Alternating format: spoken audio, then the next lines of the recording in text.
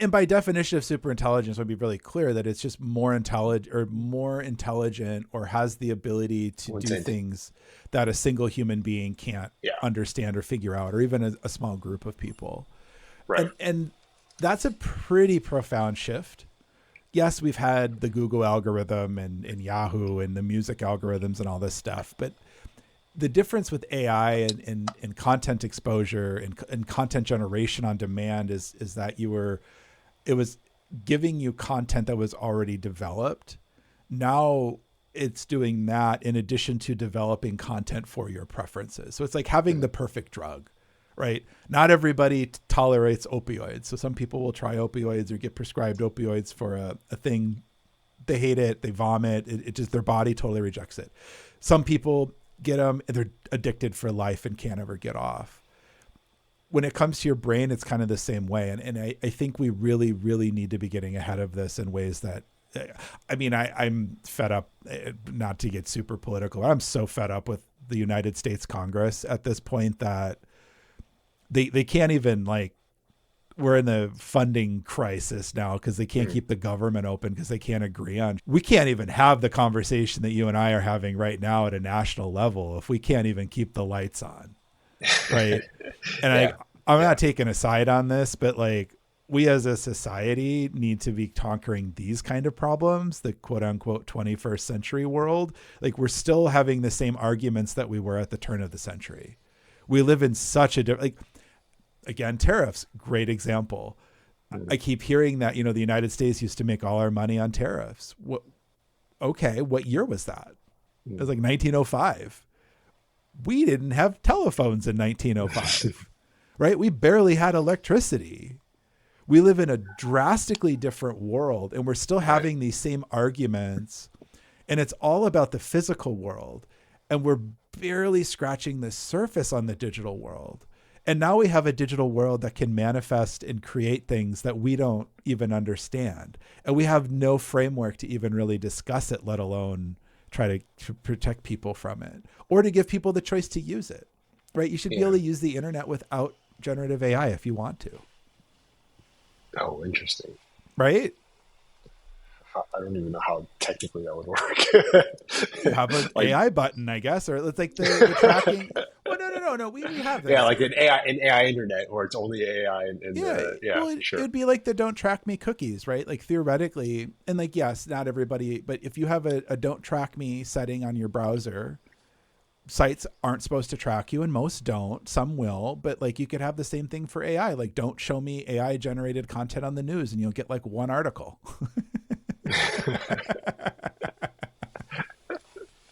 Hey, there's your algorithm for you. Right? If I can go back to the algorithm piece, Yeah. So without giving too much transparency into like, I used to work on collective intelligence. I still kind of work on collective intelligence, and the idea with the algorithm and letting people select what they want to go into their inboxes or feed.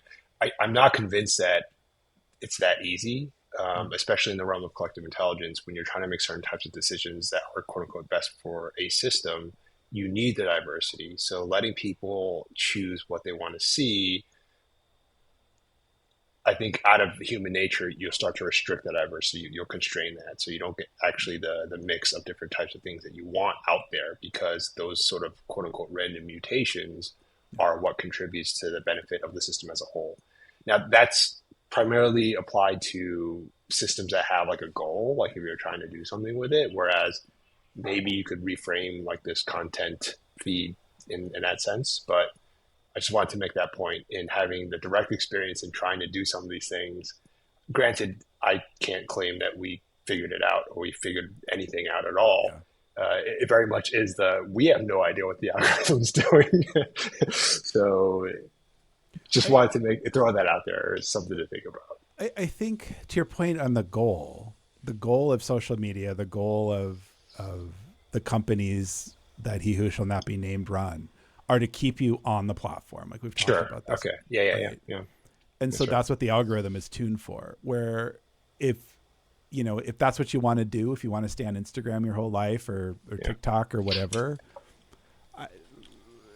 I don't know. I don't know if I like that, but I guess you should have that choice. But like the reality is, like what you just described is what the algorithm already does. Mm. Right? You enter in TikTok or Facebook or Instagram or X or whatever, YouTube for the first time, it's going to give you kind of a smattering of the different graph categories that you might fit into. The first thing you click on starts your journey down some sort of a funnel, right? And like, yeah, you might twist out of it. You might jump to another funnel, but you're not aware of what's happening, and you eventually get funneled into presumably what you like, right? That's most of the content. But then there's that rage baity part where it's like, we're going to also feed you stuff you don't like to keep you on the platform, Sure, or for you to yeah. share the content to bring other people into the platform. So if you could remove those, you're going to see a lot less crazy online. I think. Yeah. I don't know. We could test it, but I'm pretty confident, because it didn't used to be. The internet did not used to be this way. Right? Fair Like point. the Yeah. internet was a very strange place, and there's a lot of weird stuff on the internet.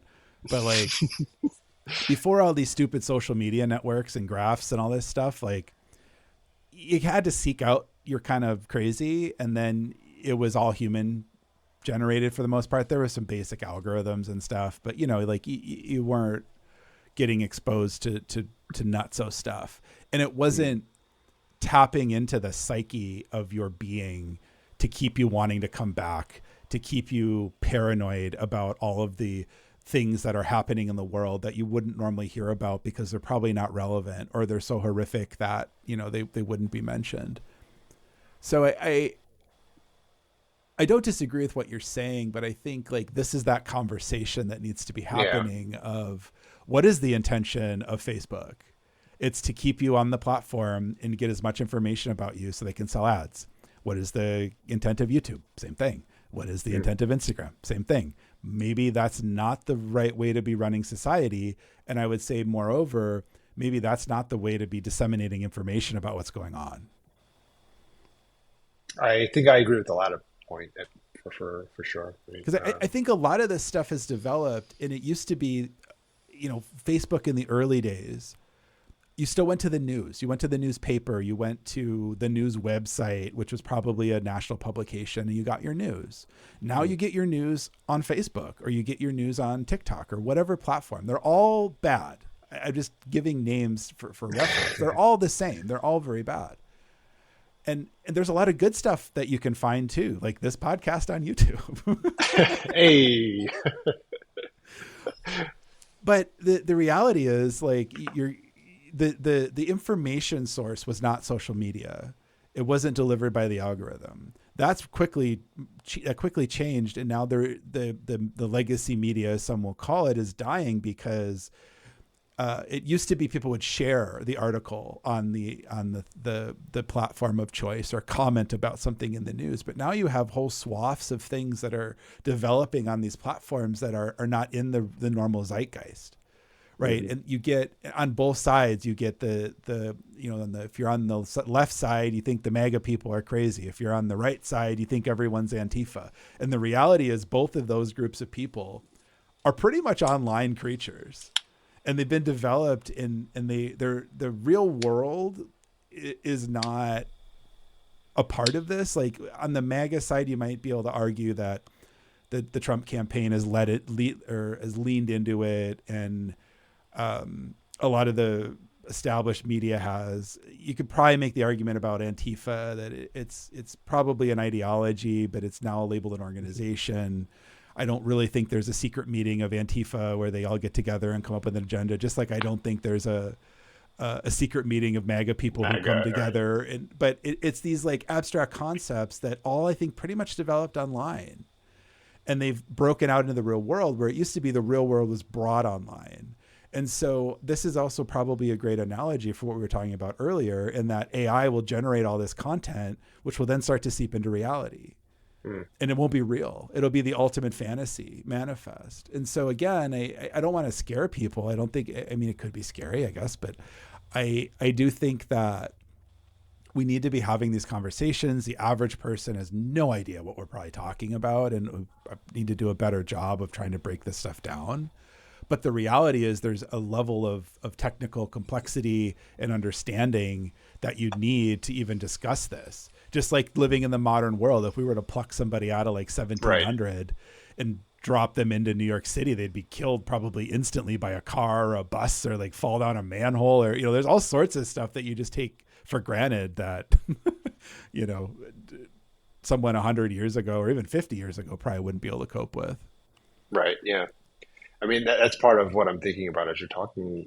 There are so many changes that happen over periods of time that you can argue that there's always going to be change, right? That you don't Yeah. argue. Yep. Are Yeah. we You just can't stop it. Progress yeah, exactly. happens. Yeah. Are Yeah. we just in a weird spot where it feels like things are changing without any, how should I phrase this?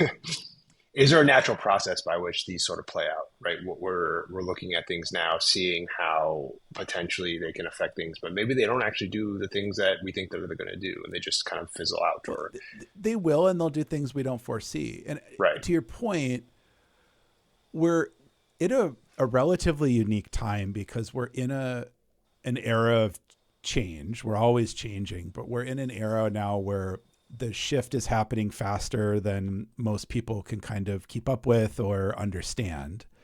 It's happening in almost every area of the economy and life.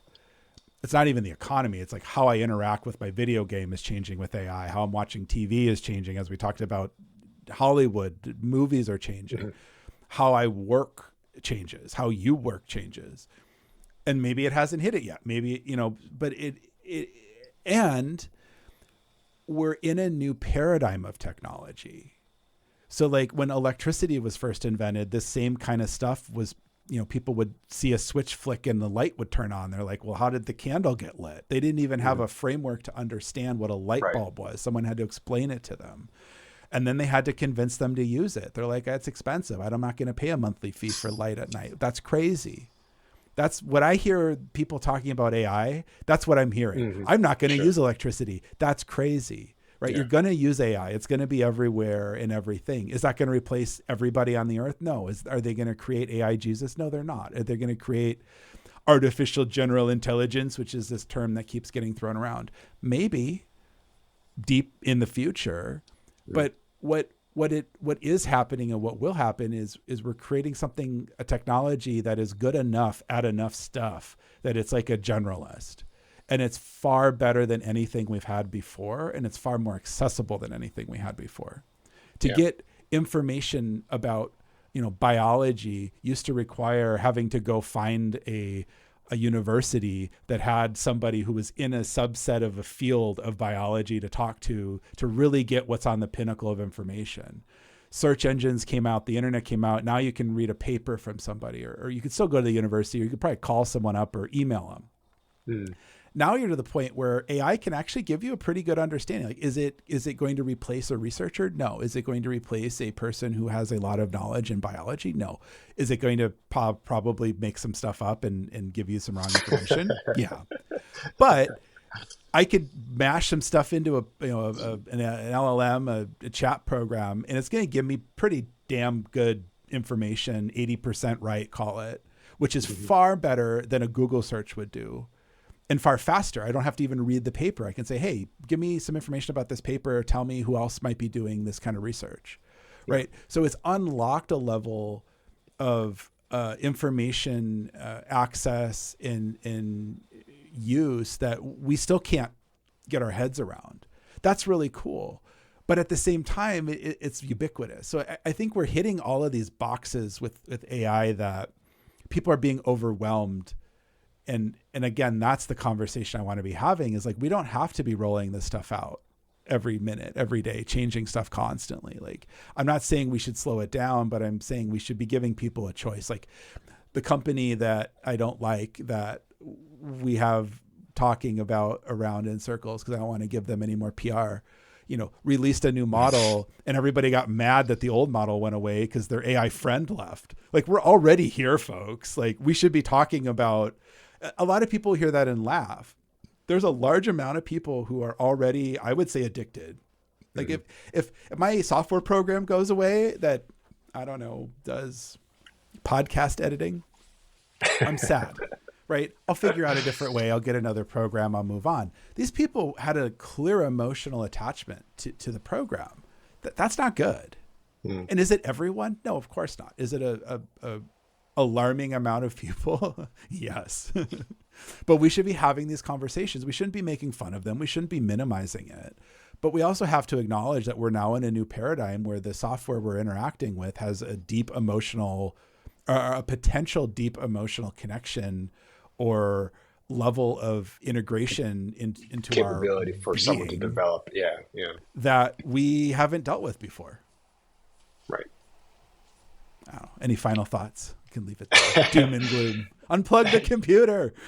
No, as you're saying, we should be hesitating on these sort of rollouts. It's very much reminiscent to me of something like an arms race when you have, we recognize, like you and I, we recognize the power of AI, we recognize the capabilities of AI, and there's this sort of who I think it's Liv Boire, who's a poker player, but she has this idea of this Moloch, where the incentives for a group of people to do something basically feeds on it. It's a negative feedback loop. So you have companies who are trying to roll out AI so that they become monopolies for AI because they need the computing power to do quote unquote good in their eyes. Yep. So you have these very, very large players all trying to roll out things as fast as they can because they want to be first, because that first mover advantage gives them so many other capabilities. And in these types of situations, it's very, very difficult to figure out how do you stop that, because even if you try and incorporate something like regulation, people are going to find a way around it.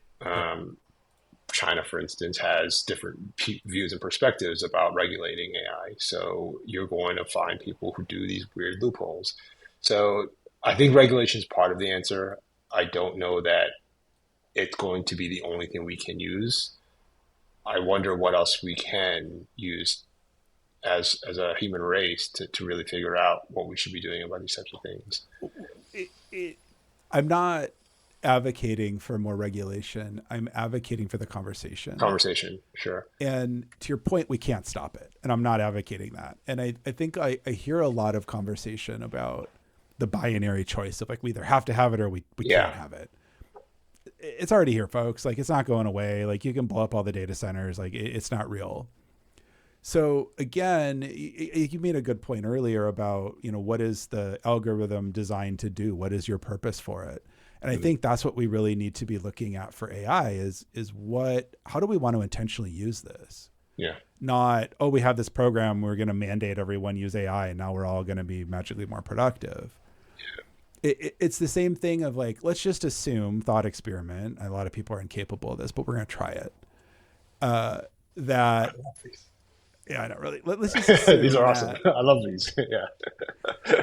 Let's just assume that AI works for you and it works in what you do at work, and you become 10% more productive for whatever reason, whatever thing you normally do. You no longer have to do that. So you work 40 hours a week. You now have, 4 hours back. Did I do the math right? Yeah, 4 hours back. Yeah. What do you do with that 4 hours, right? So the general consensus tends to be you work more, you do more work, you're more productive, you add productivity. Cool. That's an option. Maybe you work a 36-hour work week. You do the same amount of work better. And so, but the conversations aren't that, right? There's the 4-day work week conversation that's happening and everyone's flipping out. Yeah. And if you look at productivity over time, humans have gotten amazingly more productive. Like, technology is magic. Like, the internet's magic. Computers are magic. Yeah, they're frustrating and sometimes don't work. But like, you cannot deny that it has made people far more productive than 10, 15, 20, 30 years ago. Great. So what do? We work more hours. We need to start thinking about what does the world look like where we have more free time? We have more ability to have that dinner or that lunch out, or the stroll in the park where we go to the cotton candy vendor that didn't exist because there was no one strolling in the park on Friday because everyone was working. We can live in a different society with technology than we do today. And again, this is not the 1900s. This is not the industrial age, but that's the framework that we keep thinking about all this stuff on. In the industrial age, the machine made people way more productive, but someone had to run the machine. We're not there anymore. Like you can tell AI to do a bunch of stuff and let it run overnight. And by the next morning, you have an hour saved maybe, or 2 hours saved, let's say. Great. Do you come in at 9 o'clock or do you come in at 11? But, people will hear that. Well, I'm just going to, I'll get fired. Well, yeah, but we need to have the conversation about, the standard workday is typically 40 hours a week in America. Part-time gets rough, but it's like 18 to 22 hours typically, depending on the state. Let's have those conversations. And that doesn't mean you should get paid less necessarily either. Maybe it does mean you get paid a little bit less. These are the conversations we need to be having of how do we want to use the technology to adapt to the life that we want to live, not how do we react and adapt to the technology as it's gone out. And I think that was the problem with the internet. I think that's the problem with social media. And I think that's the problem with the algorithms. It's not that they're evil and bad and should be banned, even though they are evil and bad and should be banned. We haven't been intentional with how we use and interact and deploy and participate in it. And that takes a little bit of work, but the same thing happened with the Industrial Revolution, right? We were locking people in buildings, weren't making them work 18 hours a day. And then we got laws to say the 40-hour work week is a 40-hour work week. That's an invention of humans, folks. Like there's no eternal law that states that that's what it is. Yeah. Well said. Be intentional. Be intentional. I think that's kind of what I take away from this, right? Whether it's the work, how much work you do, or the way you live your life. Be intentional. Don't just sit there and consume, unless that was your intention. Thanks. Stop, cut. All right, I'll see you next time. All right, roll that back a little bit in the edit.